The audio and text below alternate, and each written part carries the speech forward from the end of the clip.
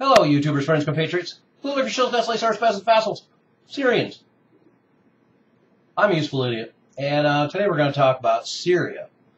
Now we have all these accusations that Syria has used chemical weapons. Of course, this has a lot of paramount importance right now because Obama had warned that that was a red line that Syria should not cross. And this story has kind of developed over the last week because first we had the Israelis claim that they used Sarin, and the first bits of evidence actually were not even physical. Apparently, the head of intelligence in Israel saw YouTube videos where people were foaming at the mouth and had different symptoms. So he decided that the Syrians and the Assad regime had used chemical weapons and sarin gas. Well, there's a lot of explanations for the maladies that these people suffered in these videos, so not much to go on. And there has been attempts to take some soil samples and see these people, but apparently that hasn't happened yet. But now it's the upping the ante. Chuck Hagel's visited the Middle East, and now he's come back, and the Israelis have convinced him that, yes, the Syrian regime has used chemical weapons. And now we have this escalation. And this escalation was expected because Assad is routing the rebellion and appears to be winning. And there will not be a situation where Assad can return to power. That is not an option for the United States, Saudi Arabia, and Israel. So the fact that Assad is winning his so-called civil war, and the fact that it has been publicly acknowledged now that most of the rebellion is staffed by Al-Qaeda, making things very complicated for the Obama administration and everyone else. But this is going to get interesting now. Apparently, the Pentagon has provided a menu of military options to Obama, including possible missile strikes, maybe shooting down some aircraft or some commando raids. And some of the things that are being said are getting even more interesting. Of course, one Israeli expert said that, quote, Syria has demonstrated a willingness to escalate its horrific use of violence against the Syrian people, unquote, which is pretty misleading because the fact is they don't know who used any chemical weapons, if any were used at all.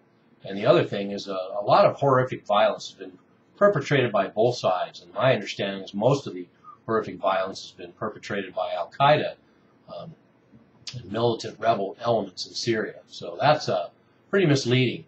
And now we have Syrian officials coming out that said, quote, even if Syria does have chemical weapons, our leadership and our military will not use them against Syrians or Israelis, above all for moral reasons and secondarily on legal and political grounds. And certainly the idea that they would not use these weapons on moral grounds is pointless because it doesn't really say anything. But the fact that they said that secondarily on legal and political grounds makes sense. The Assad regime has been warned that it's a red line that shouldn't be crossed. And it just still doesn't make sense to me that the Assad regime would beg for military intervention by the United States by using chemical weapons. It seems more likely to me that Mossad or CIA or rebel elements in Syria would use chemical weapons in order to instigate this outcome. Certainly the Syrian opposition has a lot more to gain by the appearance of chemical weapons on the battlefield in Syria than the Assad regime by far. And now this week we have some more interesting jibber-jabber coming out. Apparently Israeli spokesman is now saying, quote, we never asked nor did we encourage the United States to take military action in Syria. And, quote, and we are not making any comparisons or linkage with Iran, which is a completely different matter, unquote. But this is back treading from things that they've said previously, and certainly they do encourage the United States to take military action from repeated challenges about Obama honoring his statement about the red line. So that certainly qualifies as encouragement. And then it's interesting, too, that some Israeli officials and analysts suggested that Mr. Assad was testing Mr. Obama, and that failure to act could send a signal to Iran that American threats were not to be taken seriously. And that sounds like straight propaganda and horseshit.